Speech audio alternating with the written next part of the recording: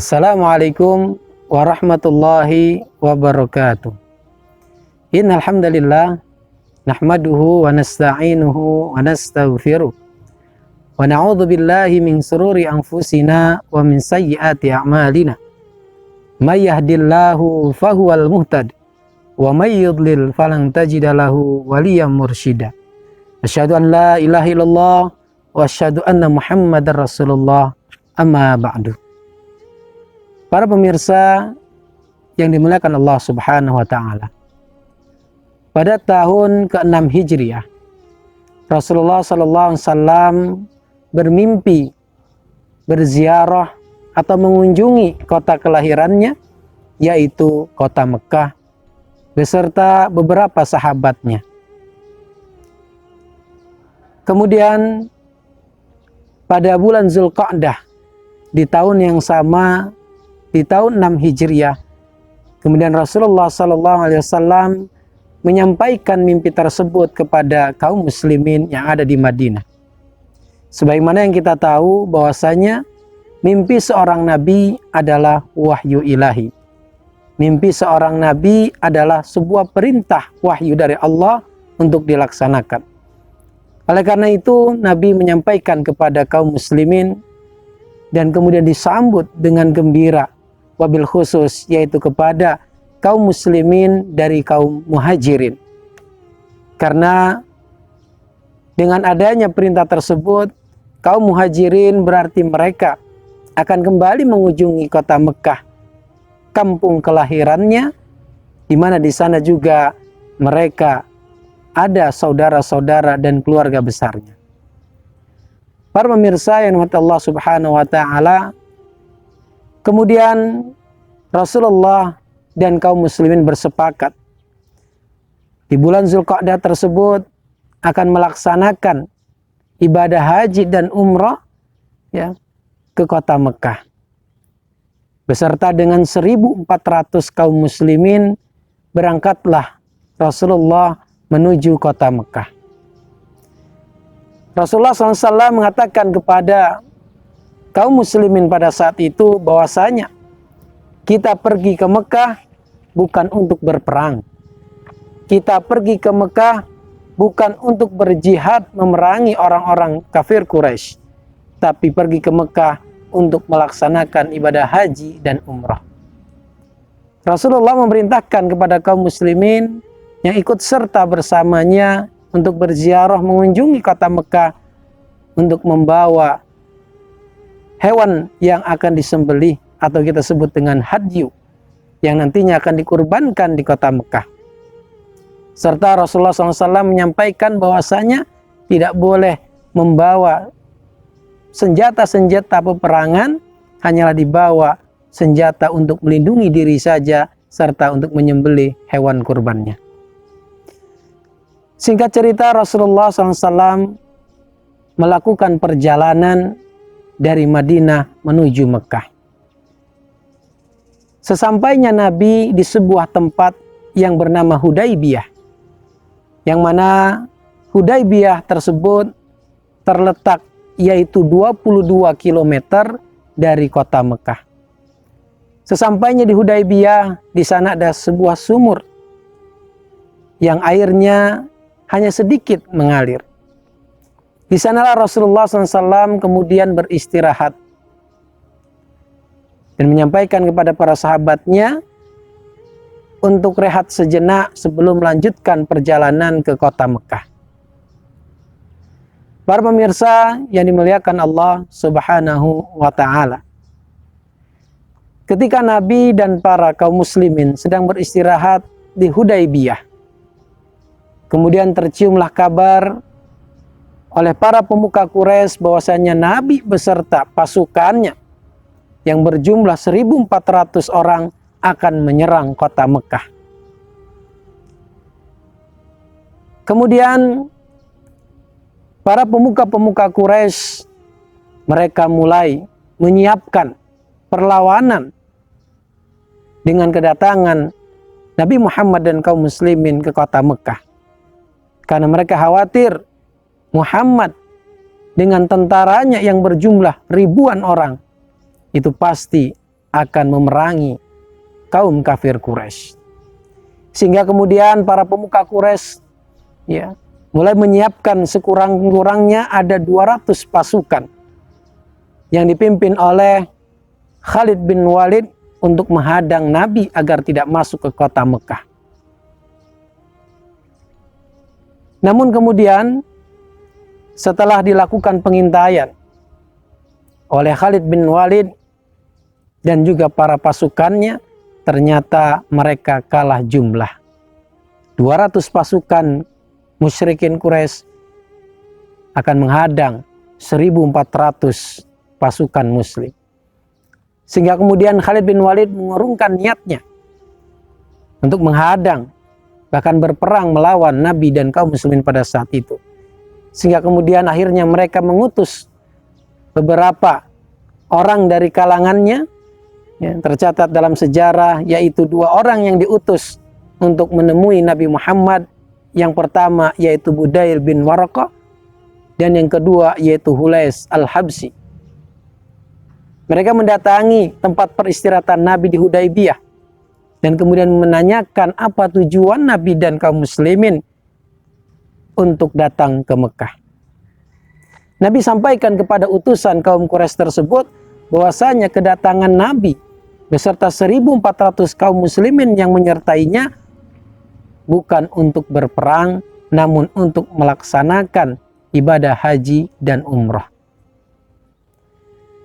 Pergilah Budail bin Waraqah serta Hulais al-Habsi menemui Khalid bin Walid serta para pemuka-pemuka musyrikin Quraisy, menyampaikan niat Nabi dan kaum muslimin bukan untuk memerangi mereka, tapi untuk melaksanakan ibadah haji dan umrah, untuk berziarah di Ka'bah Baitullah.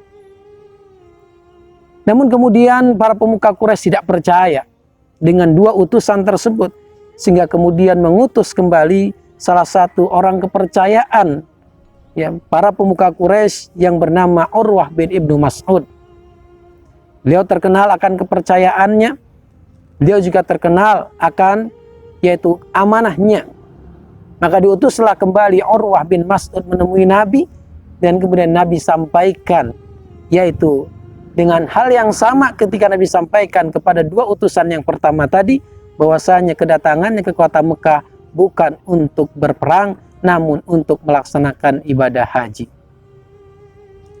Para pemirsa yang dimuliakan Allah Subhanahu wa taala, untuk meyakinkan kaum musyrikin Quraisy bahwasanya kedatangan Nabi ke Mekah bukan untuk berperang, akhirnya Nabi Shallallahu Alaihi Wasallam kemudian mengutus salah satu sahabat terbaiknya yang bernama Utsman bin Affan.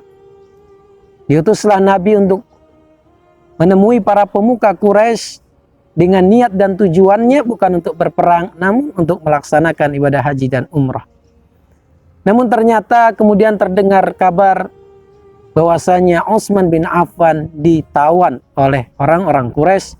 Bahkan kemudian sempat terdengar kabar oleh Nabi bahwasanya Utsman bin Affan dibunuh oleh kafir Quraisy. Mendengar berita tersebut, Nabi dan kaum muslimin gelisah dan juga mereka marah karena utusannya dibunuh oleh kaum kafir Quraisy.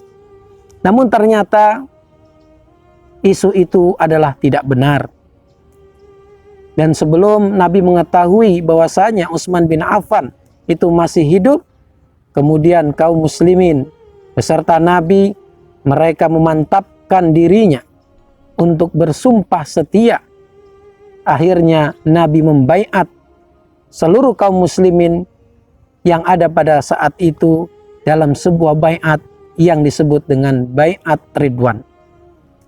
Yang mana baiat Ridwan tersebut adalah kaum muslimin mengungkapkan sumpah setianya untuk membela Nabi dan juga membela agama Islam. Baiat Ridwan tersebut kemudian diabadikan oleh Allah Subhanahu wa taala di dalam sebuah surat, yaitu surat Al-Fath ayat yang ke-20, ayat yang ke-24. Allah berfirman, "A'udzubillahi minasyaitonir rajim. wa huwa alladzi kaffa aydiyahum ankum wa aydiyakum anhum bi batni makkata min ba'di an adfarakum alaihim wa kana Allahu bima ta'maluna basira. Dan dialah Allah Subhanahu wa taala yang telah menahan tangan mereka dari kamu sekalian dan juga menahan tangan kalian dari mereka di tengah-tengah kota Mekah setelah nampak, yaitu kemenangan bagi kaum muslimin. Wa kana Allahu, dan dialah Allah, bima ta'maluna basira, yang maha mengetahui apa yang kalian lakukan. Para pemirsa yang melakukan Allah Subhanahu wa ta'ala. Setelah itu kemudian sumpah setia atau bai'ur ridwan, ya. Bai'atur ridwan tersebut kemudian sampai ke telinga para pemuka Quraisy, sehingga kemudian membuat para pemuka Quraisy merasa gentar, merasa takut dan khawatir karena Nabi dan kaum muslimin akan menyerang kota Mekah. Sehingga kemudian mereka kembali mengutus, yaitu Suhail ibnu Amr, untuk mendatangi Nabi SAW untuk melakukan perundingan ataupun negosiasi bersama Nabi dan kaum muslimin saat itu berada di Hudaybiyah agar tidak memasuki kota Mekah. Kemudian tercapailah sebuah perundingan antara Nabi bersama dengan Suhail ibnu Amr sebagai perwakilan dari para pemuka-pemuka Quraisy, sehingga perundingan tersebut dinamakan dengan Sulhul Hudaybiyah atau Perjanjian Hudaybiyah. Apa saja hasil kesepakatan Perjanjian Hudaybiyah antara Nabi dengan Suhail bin Amr sebagai utusan dari para pemuka Quraisy? Di antara isi dari Perjanjian Hudaybiyah adalah yang pertama, bahwasanya diberlakukan gencatan senjata antara kaum musyrikin Quraisy dengan kaum muslimin Madinah selama 10 tahun tidak boleh ada peperangan. Kemudian kesepakatan yang kedua dalam Perjanjian Hudaybiyah tersebut, bahwasanya orang-orang Quraisy Mekah yang menyeberang ke Madinah ataupun yang mengunjungi Madinah tanpa seizin dari walinya, maka dia akan dikembalikan ke Mekah. Dan yang ketiga, orang-orang Madinah atau kaum muslimin Madinah yang mengunjungi kota Mekah tanpa seizin dari walinya, maka mereka tidak boleh kembali ke Madinah. Dan kemudian isi perjanjian berikutnya, bahwasanya selain orang Mekah dan orang Madinah, maka mereka bebas untuk memilih apakah mereka akan bergabung bersama orang-orang yang ada di Madinah atau bergabung bersama orang-orang yang ada di Mekah. Dan perjanjian berikutnya, yaitu perjanjian yang membuat kecewa para sahabat-sahabat Nabi dan kaum muslimin pada saat itu, yaitu bahwasanya Nabi dan kaum muslimin tahun ini tidak boleh untuk melaksanakan ibadah haji dan umroh. Mereka tak boleh untuk masuk ke kota Mekah. Namun Nabi dan kaum muslimin dibolehkan memasuki kota Mekah, yaitu di tahun berikutnya. Dan itu pun diberikan batas waktu hanya selama 3 hari mereka boleh melaksanakan ibadah haji dan umroh selama 3 hari saja. Itulah perjanjian-perjanjian ataupun isi kesepakatan antara Nabi dengan Suhail bin Amr sebagai perwakilan pemuka-pemuka Quraisy, sehingga disepakati perjanjian tersebut. Kemudian Suhail kembali ke Mekah dan Nabi kemudian menyampaikan isi perjanjian Hudaybiyah tersebut kepada umat Islam yang menyertainya. Mendengar isi dari perjanjian Hudaybiyah tersebut, kemudian kaum muslimin yang ikut menyertai beliau yang kurang lebih berjumlah 1.400 orang merasa kecewa, merasa sakit hati. Kenapa? Karena niat mereka untuk berziarah ke Mekah, untuk melaksanakan ibadah haji dan umrah, ya harus dibatalkan. Sementara mereka sudah membawa kain ihram, mereka juga sudah membawa hewan yang akan dikurbankan di Mekah. Kekecewaan tersebut nampak ketika Nabi Sallallahu Alaihi Wasallam memberikan sebuah perintah kepada kaum muslimin. Wahai kaum muslimin, tahun ini kita tidak jadi untuk melaksanakan haji dan umrah. Tahun ini kita tidak jadi untuk berziarah ke Mekah.